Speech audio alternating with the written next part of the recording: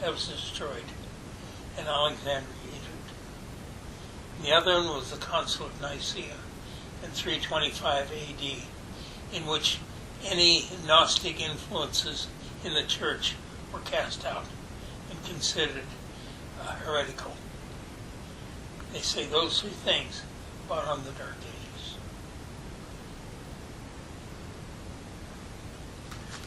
That was a brief story of his life.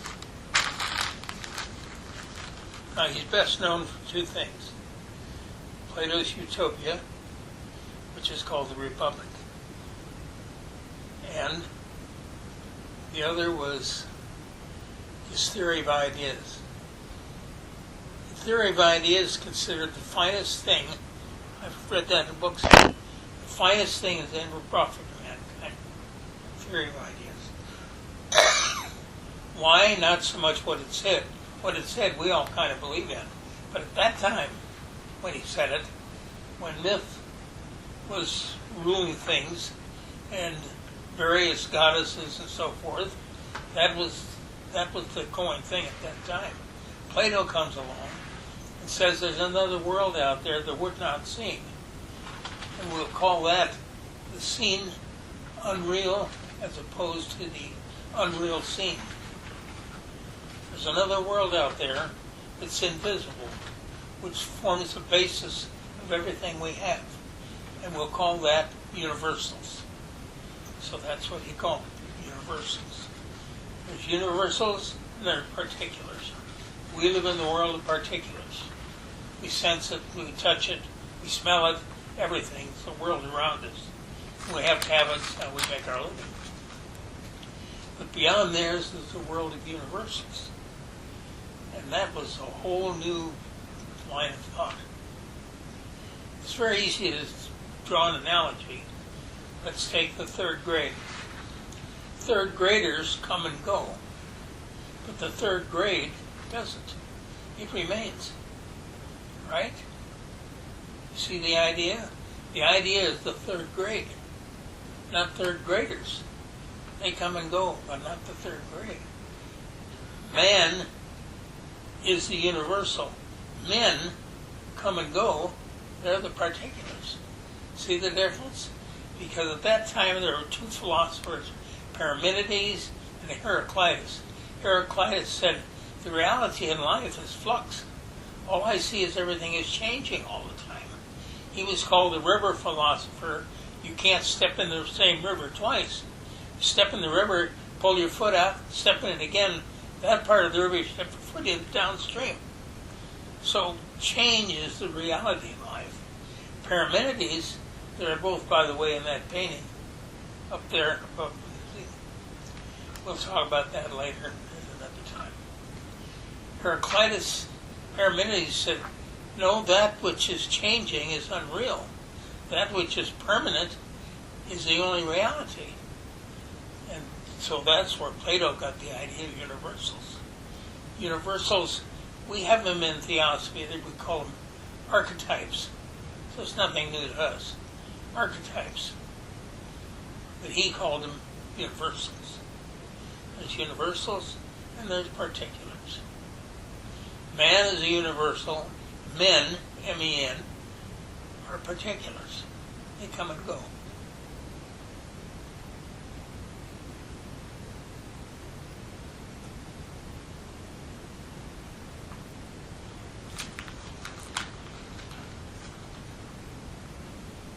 There are 10 books in the Republic. The purpose of the book?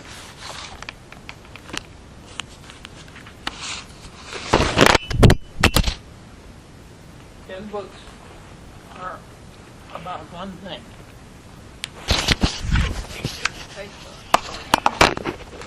What is justice? 10 books to find out one word. What is justice?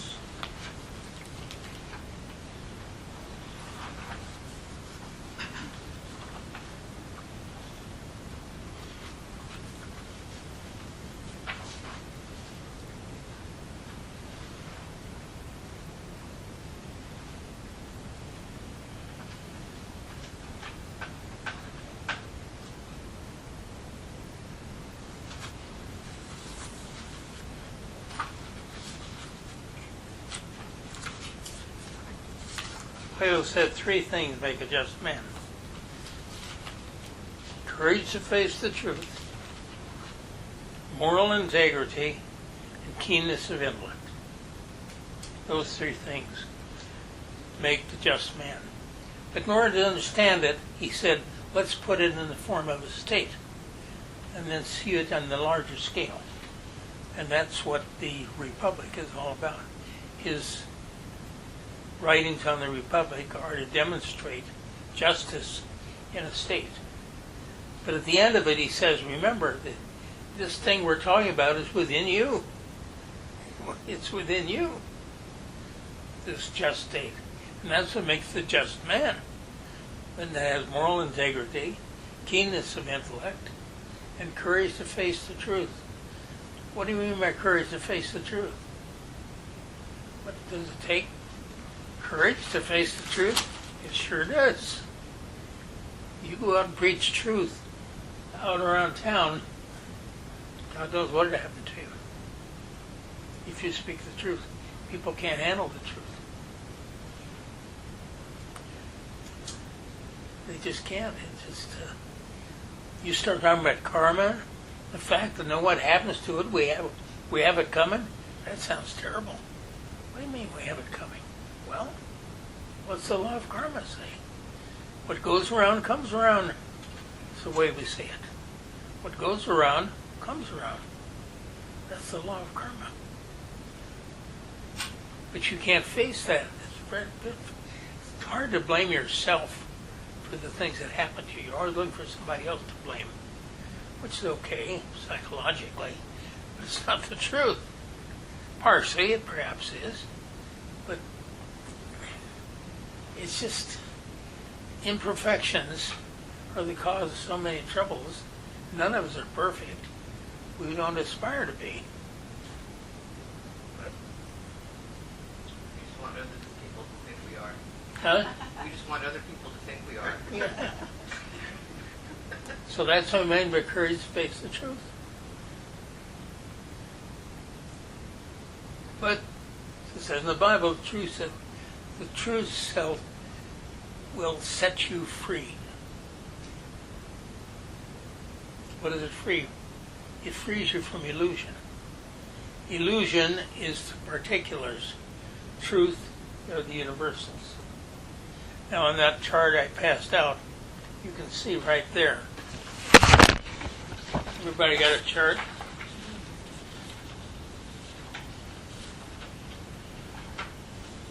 Platonism, the essence of classical thought, which it is.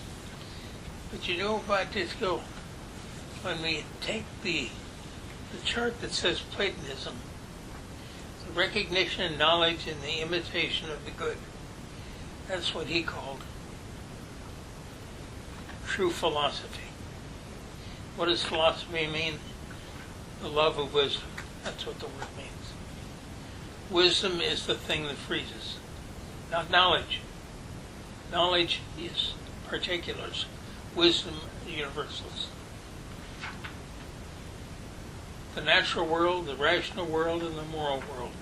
That's what makes up the recognition, knowledge, and imitation of the good. That's Platonism, the essence of classical thought. And at the bottom of the chart, it shows the contemplation or investigation of life. That's the Pythagorean school of Pythagoras. The other side is the regulation of behavior, and that was Socrates. Action. You know, Socrates, his method. Who's that? Hello. Hey. Kindly pick up one of those. Yeah. Pick up one of On the first page. Apologize for Remember me? tardiness. Oh, that's all right. You guys, you got to make a living. Can't blame me for that. Okay. Anyway, if we boil it down, there's recognition, knowledge, and imitation. And on the second page, there, the one, the beautiful, and the good. That's what he calls the things thing. I had a little girl, remember? Omniscience, omnipotence, and omnipotence. Remember that? See, she gave a little girl who was here. He's saying the same thing, but he calling the one, the beautiful, and the good. Same thing. Same thing. That's the essence of the idea. The ultimate good, of course, is what some people call God. We call it the divine wisdom or whatever, the divine truth. Doesn't matter what you call it. It's the same idea. But on that second chart, it shows the idea, what the idea involves underneath it, as opposed to the particulars, the lower part of the chart. You have universals, and I have a number of things that pertain to the universals. And at the bottom, under particulars, we have things that pertain to particulars, things that pertain to things of the world. And I mentioned that Heraclitus was believed in that, in the nature of particulars, while Plato or Parmenides talked about ideas. So it's important. Some said that one particular thing is the greatest gift to humanity ever been made. I've got that quote in these books somewhere, but I don't know where. What they said about it. What they said about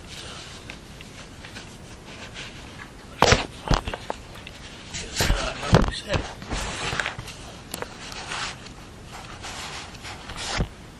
I've got so many notes. I've given lectures 70 years. I got notes all over the place.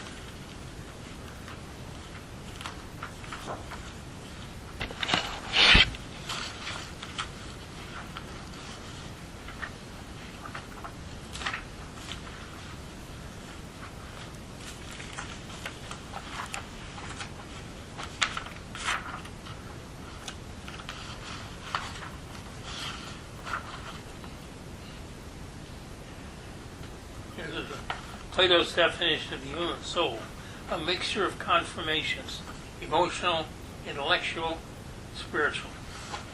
Three aspects of the human soul.